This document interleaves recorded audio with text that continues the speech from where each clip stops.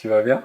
Oui, ça va bien. Ben, merci d'être venu de Paris, ça me fait trop plaisir de t'accueillir Moi ici. aussi, j'avais envie de manger des gaufres, donc Ah ben, trop bien. On ira en manger une juste après alors. ça. Ben, pour te présenter aux personnes qui ne te connaissent pas, tu es la CEO et la fondatrice de Good Habits, Oui. qui est donc en fait un studio d'impact Ouais. où vous accompagnez un peu des entreprises sur les enjeux écologiques. Mhm. Tu peux peut-être nous en dire un petit peu plus et surtout, parce que je te présente comme ça de manière très professionnelle, est-ce qu'il y a autre chose qui te définit? Comment tu voudrais te définir en plus? Ouais. Alors déjà, juste pour revenir sur The Good Habits, donc c'est un studio de design à impact.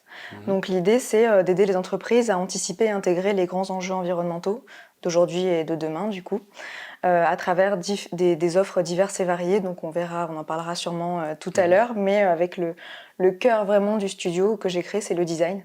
Donc on verra comment j'associe l'écologie et le design. Et puis moi, alors qu'est-ce qui me définit? C'est une grande question.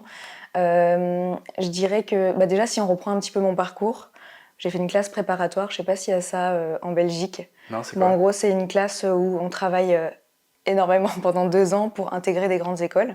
Ok. Donc j'ai fait ça pendant 2 ans. J'ai intégré une école de commerce, donc c'est un parcours hyper classique en France. Enfin, voilà, rien de très original. Et j'ai bossé dans le conseil. Mais je ne trouvais pas vraiment de sens à me lever le matin, j'avoue. Voilà, je travaillais dans une boîte de conseil pour de l'informatique. Enfin, c'était pas... Il n'y avait pas vraiment d'impact, en fait. Et en fait, c'était l'année avant le Covid et je me suis dit, moi, qu'est-ce qui me définit? C'est depuis que je suis petite, j'adore tout ce qui est créatif. Donc, art créatif à la maison, do it yourself. Je faisais des cupcakes toute la journée quand j'avais 13 ans. Enfin, voilà, c'était vraiment hyper créative.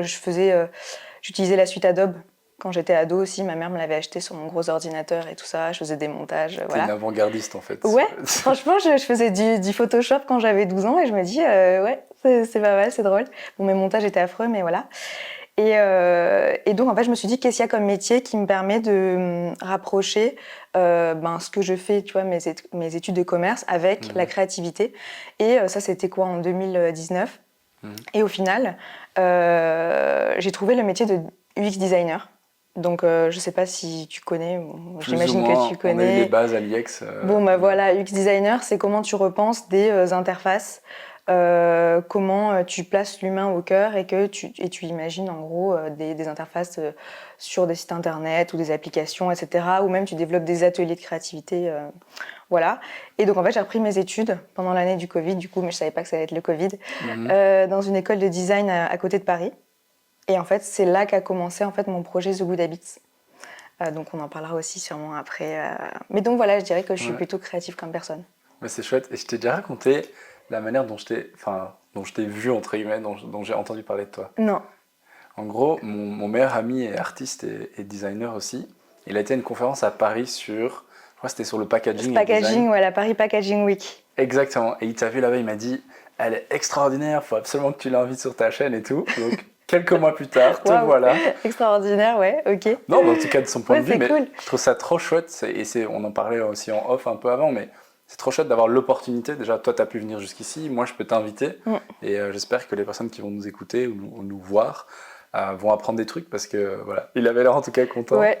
Bah oui, c'est pour ça aussi que je me suis dit de venir. C'est que moi, j'aime bien écouter un peu les signaux faibles. Enfin, il y a quelqu'un qui est venu à ma conférence, qui a parlé de moi. Tu m'invites, voilà. Donc, c'est pour ça aussi que je me suis dit, allons-y. J'aime bien, voilà, les opportunités comme ça. Bah ouais, c'est sûr. Et donc, si j'ai bien compris, chez The Good Habits, vous travaillez un petit peu sur 4 pôles, donc sur la sensibilisation, le design, le conseil, et vous avez aussi une espèce de plateforme en fait, Ouais. votre site web. Je vais te poser une question un peu rigolote peut-être. C'est quoi les 2 que tu préfères et dont tu aimerais nous parler peut-être aujourd'hui?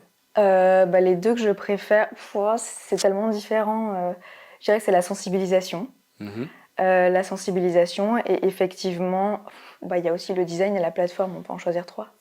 Allez, on peut en choisir 3, mais il faudra aller vite. Mais oui, on ira vite. Non, je rigole, mais c'est plus pour dire que voilà, je trouve ça chouette parfois de poser la question aux personnes, parce qu'en fait, par exemple, moi, je fais plusieurs choses dans ma vie aujourd'hui, j'ai aussi plusieurs casquettes. Il y a quand même des choses que je préfère que d'autres. Oui. Mais bon, voilà, parfois, on les fait aussi pour vivre de ce qu'on fait, etc.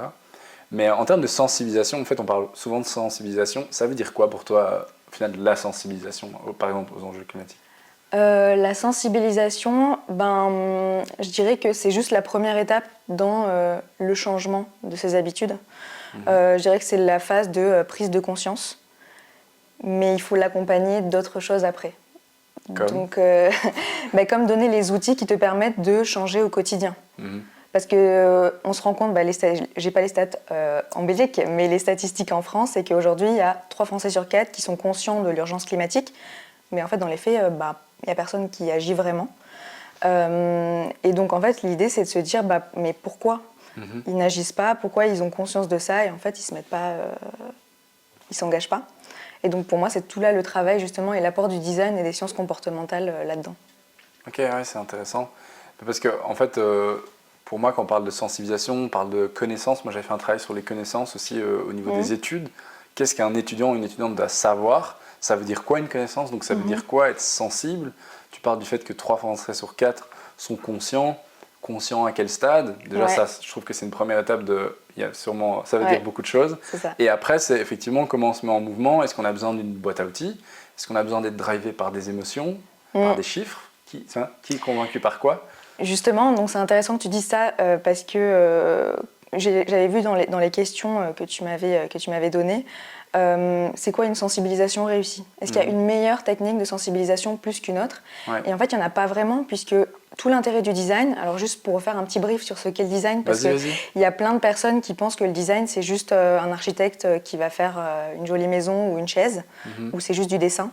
Le design, c'est pas que ça du tout, c'est pas que du visuel. Le design, c'est une pensée à part entière, c'est l'art et la science de rendre des choses désirables et agréables. Donc en fait, c'est vraiment toute une méthodologie, des process, etc.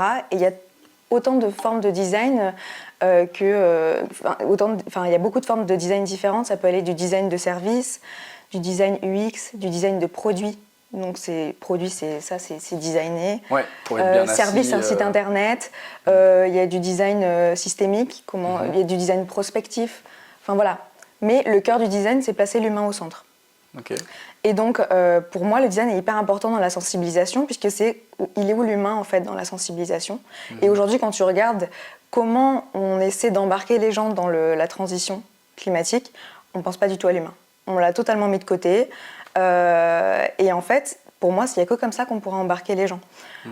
Donc, une forme de sensibilisation, pour moi, qui réussit, c'est celle qui prend en considération l'humain. Donc, par exemple, on va prendre des techniques de design ou même des techniques marketing pour choisir quel type de sensibilisation on va créer. Puisqu'on va devoir adapter au profil de la personne. Tu as des personnes qui sont activistes, que tu dois rencontrer beaucoup. Eux, ils sont ultra convaincus en fait, qu'il faut changer. Donc peut-être pour les sensibiliser encore plus, il va leur faire ils vont aller manifester, etc. C'est ça qui va les driver. Une personne qui est consciente du changement, c'est une mamie, elle a peur un peu pour ses enfants, etc. Comment on la sensibilise? C'est pas en lui faisant changer ses habitudes radicalement, parce que c'est une personne qui a 80 ans, qui a déjà ses habitudes qui sont hyper ancrées. Donc comment il va falloir le faire? C'est peut-être dans ses habitudes de consommation, lui mettre un peu des produits qui vont être par exemple plus écolos, mais que ça vienne s'intégrer à sa routine. Tu vois? Ça va pas être non, toi demain, mamie, t'arrêtes les pousse-pousse en plastique, tu vas te doucher en vrac avec du savon d'Alep, je sais pas quoi. Non, c'est pas comme ça que ça va marcher. Il faut vraiment s'adapter à cette personne-là. Et donc en fait, il y a autant de sensibilisation que de profil. Donc ça, c'est hyper important. Et deuxième chose, je vais essayer d'aller vite. Non, t'inquiète, c'est très bien. C'est aussi s'adapter à l'état émotionnel dans lequel est la personne. Ouais. Donc, tu vois, on parle souvent de la courbe du changement de Kubler-Ross. Alors, je ne sais pas si je prononce bien, mais c'est un psychiatre suisse. Et tu sais, c'est la courbe du deuil. C'est quand tu as un grand changement majeur dans ta vie, tu vas passer par différentes phases parce que ces changements sont trop brutaux. Donc, ça va être le déni, la colère, la dépression, l'acceptation, l'expérimentation, et puis il y en a d'autres. Et c'est exactement ce qu'on vit avec le changement climatique. C'est qu'il y a des personnes, à un instant T, peut-être qu'elles vont être dans le déni en mode « mais non, mais jamais de la vie, c'est des phénomènes naturels, là, tout ce qui est en train de se passer ». Et puis il y a des personnes qui vont être en mode elles ont assimilé qu'il y avait un changement, mais elles vont être en mode « ah ouais, non, mais en fait, tout est foutu, il n'y a plus rien à faire, voilà ». Après, il y a d'autres personnes qui auront passé cette phase et qui vont être en mode « ok, c'est bon, j'ai envie de changer, un peu comme toi, je pense, je vais lancer une chaîne YouTube, etc. parce que j'ai envie de changer les choses, etc. Il y a un truc à faire ». Et donc je pense que même quand on est dans les entreprises ou quand on essaie de sensibiliser ses proches autour de soi, il faut se demander dans quel état émotionnel est la personne à qui je m'adresse. Parce que si on a par exemple un patron qui n'a aucune conscience des enjeux RSE et qui est en phase de déni, lui dire « ah oui, on va mettre un plan d'action RSE de tant de budget, etc. » c'est pas ça qui va sensibiliser, parce qu'il a même pas conscience du sujet. Donc ça va peut-être être de lui montrer des faits ou des chiffres très concrets. Parce qu'il n'y a que ça, en fait, ça va être que le factuel peut-être qui va l'embarquer. Une personne qui va être en phase un peu d'éco-anxiété ou en dépression, une collaboratrice par exemple, ça va être de lui montrer des initiatives positives. Ça peut être de faire venir des entrepreneurs qui ont créé des solutions innovantes pour l'écologie, et donc ça va leur redonner un peu du baume au cœur. Pour les personnes qui sont en phase d'expérimentation, ça va être leur dire on va faire un atelier d'automne. Là, c'est bon, vous avez compris ce que c'était le changement. Allez, on va vous donner des clés pour aller de l'avant. Donc, pour moi, il y a différentes phases de sensibilisation selon les personnes et selon aussi le temps, donc l'état dans lequel ils sont à l'instant T. Voilà. Ouais, j'adore, tu as vraiment des solutions pour tout le monde, entre guillemets. Non, mais c'est très juste parce qu'en fait, ça revient un peu à ce que j'ai étudié à l'école aussi, mais si tu comprends pas bien ton public, t'as beau avoir le meilleur produit du monde ou n'importe quoi à vendre ou à communiquer, ça ne marchera pas. Oui, en fait, j'aime bien, toi tu parles de stade émotionnel, il y a plein de manières de le dire, et moi j'en suis convaincu, c'est qu'en fait les personnes, chacun et chacune est à son niveau de compréhension de la problématique, et donc, comme tu l'as très bien dit, à son niveau d'acceptation aussi des solutions qui sont offertes. Ce que je trouve qui est chouette aussi dans tout ce que tu as résumé là, c'est que du coup ça voudrait dire qu'il n'y a pas une bonne ou une mauvaise solution, ou qu'il faut arrêter de donner les solutions, ou qu'il faut arrêter de donner des chiffres, il faut faire toutes ces choses-là, simplement de manière différente, en fonction des personnes que tu as en face de toi. C'est ça. C'est très juste. C'est ça. Souvent, je dis qu'en fait, tout ce qui est ce truc alarmiste, les informations qu'on a sur le changement climatique, la planète brûle, etc., je dis que c'est bien, il faut que ça soit là, parce qu'il faut qu'il y ait des gens qui l'entendent, mais il ne faut pas qu'il y ait que ça. C'est-à-dire que c'est bon, ok, on l'a entendu, j'ai passé le moment où je ne suis plus dans le déni, maintenant donnez-moi des solutions et une vision un peu plus épanouissante, et on a besoin d'être émerveillé aussi. Ouais. Donc il y a ça. C'est vraiment, pour le coup, c'est vraiment un peu le cœur aussi de cette chaîne YouTube ici, où on parle du changement climatique et des inégalités par le prisme des nouveaux récits. Donc c'est une thématique sur laquelle je me forme, et j'ai eu la chance de donner un premier cours là-dessus, d'explorer ça avec des gens, notamment en France, mais pas que. Il y en a quand même quelques-uns en Belgique. Donc pour moi, je suis convaincu que c'est ça dont certaines personnes ont besoin. Donc c'est ces nouvelles approches, et je pense que ça peut être quand même vachement utile aussi pour plein d'autres personnes qui du coup n'adhèrent pas à ce premier récit alarmiste, et du coup, est-ce qu'on ne peut pas offrir une espèce de nouvelle alternative à toutes ces personnes? Donc ça, je ne sais pas à quel point tu es familière avec ces thématiques. Des nouveaux récits. Je pense que toi, tu l'abordes en fait juste par le design. Par le biais des sciences comportementales et du design. Oui, c'est vrai. C'est ça. Ça me permettra de faire le lien avec du coup de votre deuxième. Oui, la deuxième partie. Ouais, c'est ça. Non, mais c'est clair. Et puis ce que j'ai vu aussi, comment moi j'ai créé The Good Habits, c'est qu'à l'origine, en fait, je m'étais intéressée, c'était mon sujet de mémoire justement quand j'étais en école de design, et c'était la première question que je m'étais posée, c'était comment revenir à l'essentiel dans un monde où tout est superflu.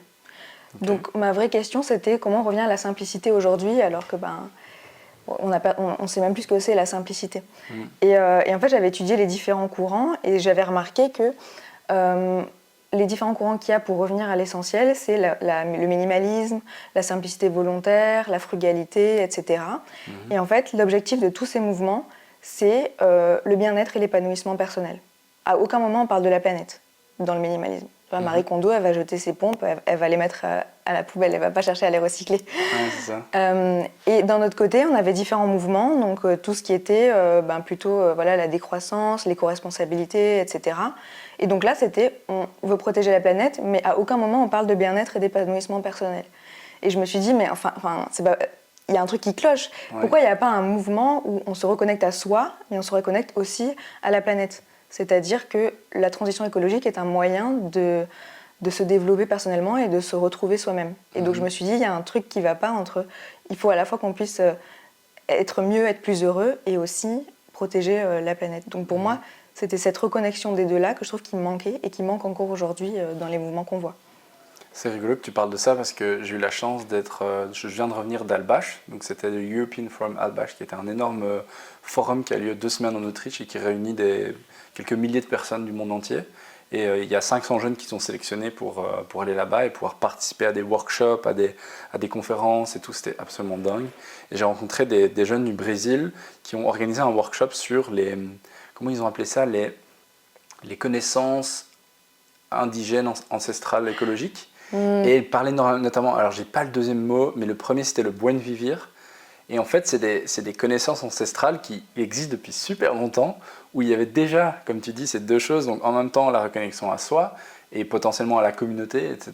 Ça me permet même de faire le troisième lien, tu as vu comment et la communauté. Et puis l'autre aspect, c'est vraiment le lien avec la nature, on ne fait qu'un avec ça. C'est hyper intéressant, donc je trouve que parfois, c'est aussi chouette de pouvoir redonner je sais pas, j'aime pas vraiment le mot crédit, mais tu vois, c'est pour une formulation de phrase, à ces peuples indigènes qu'on a estimés comme non civilisés pendant des siècles. Ouais. Et maintenant, on se retourne vers eux en disant en fait, vous aviez raison, on a beaucoup de choses à apprendre de vous. Enfin, je sais pas si ça te parle un peu. Oui, non, mais totalement.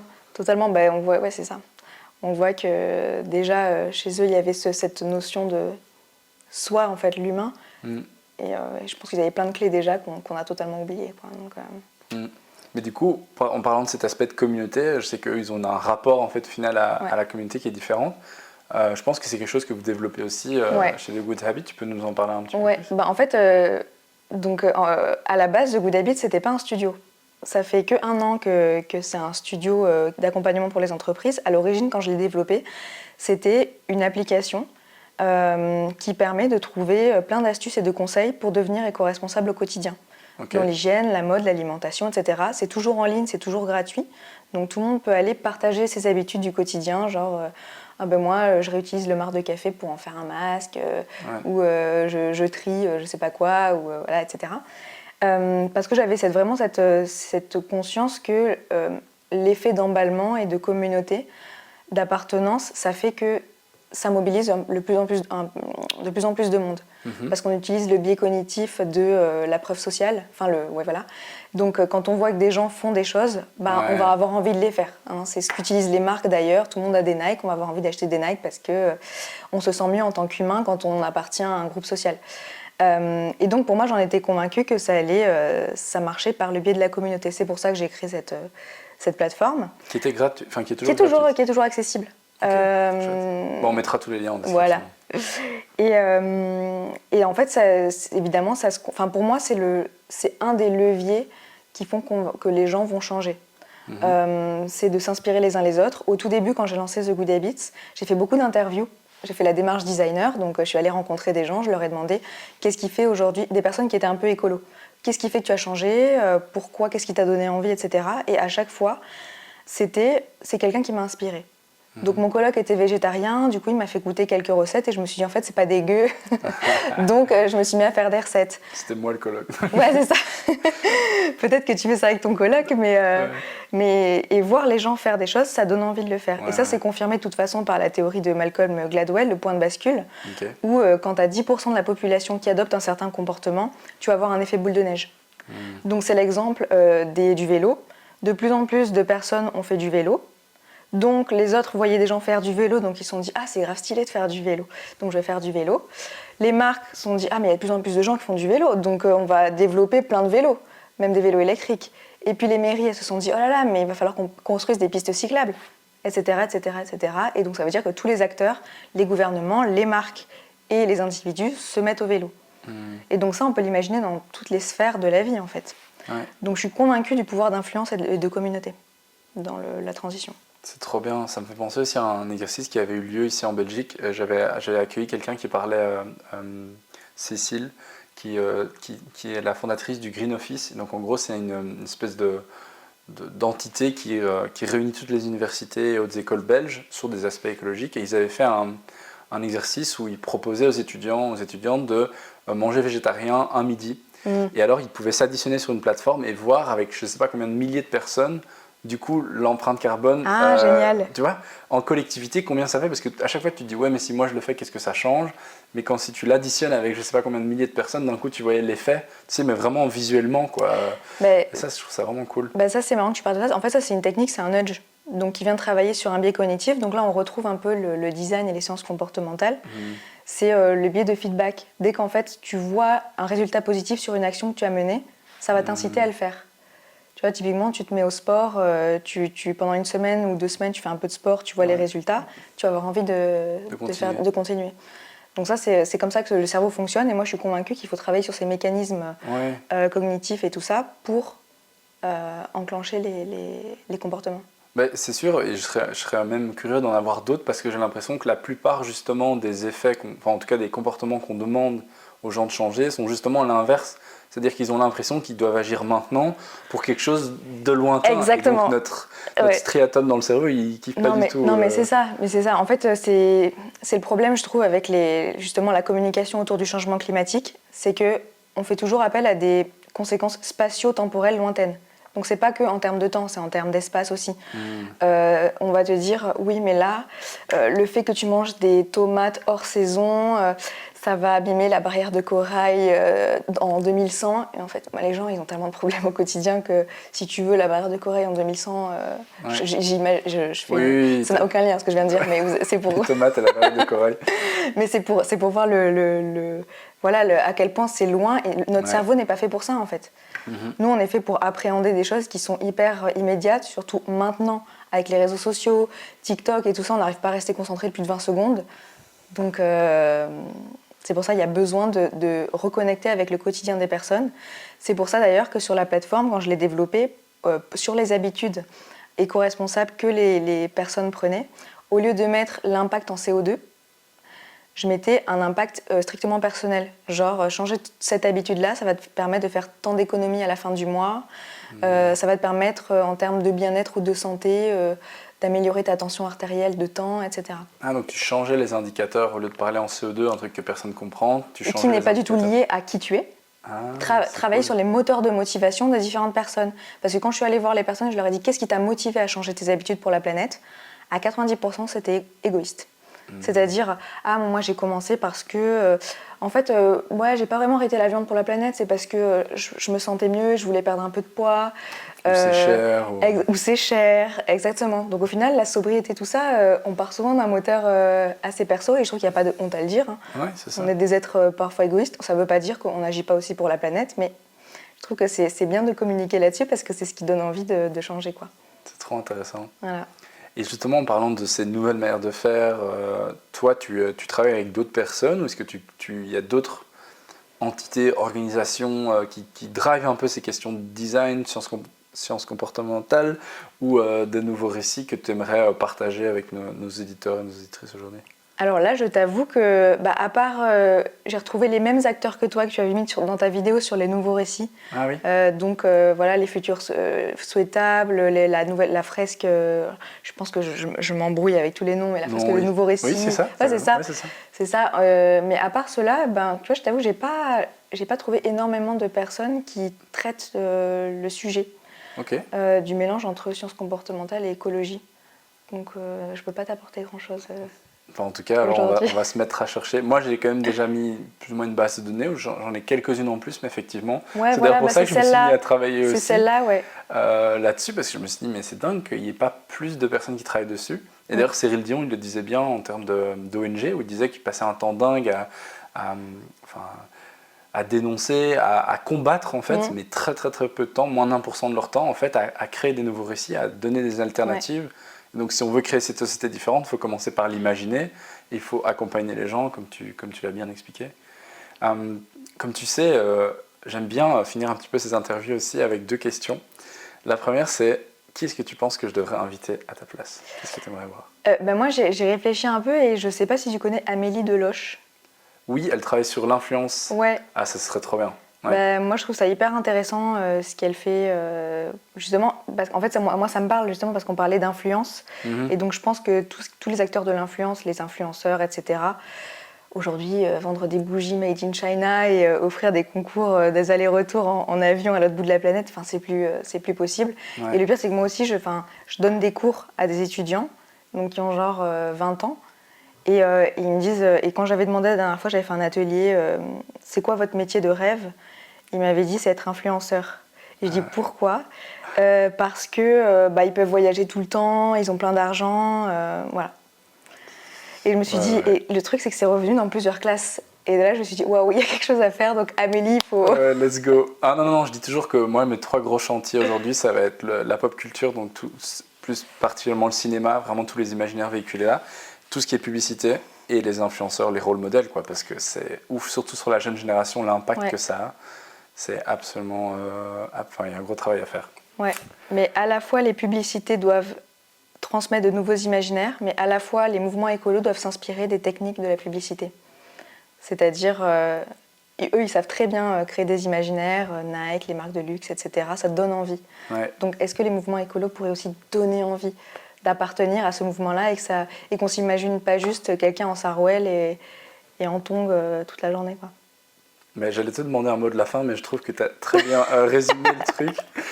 Donc je pense qu'on peut s'arrêter là, franchement. Voilà. Mais j'aurais limite envie de faire une partie 2, parce que j'ai l'impression que j'ai encore plein de questions. Bah oui, moi j'avais prévu plein de trucs encore, mais bon, tant pis. Ce sera pour la prochaine fois. Ce sera pour la prochaine fois. On demande aux gens en commentaire, invite-la. Merci Cassandre. Bah merci à toi.